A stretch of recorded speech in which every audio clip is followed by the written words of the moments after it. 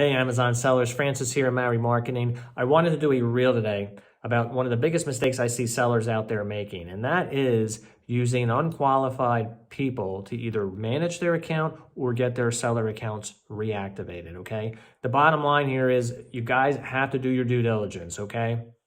You go on their website. Can you find out who the owner is? Is the owner, I'm the owner of Mary Marketing. There's nobody else answering my phone here, okay? It's me. If you're getting a reinstatement done, it's not going to be my secretary. It's not going to be somebody off in another land. It's going to be me, the guy that you hired, okay? If you're doing management, I do have a team that runs management, and I personally oversee every single seller account that I manage to make sure they're getting good results. And if there's any issues, we identify them, solve them, and get the accounts turned around.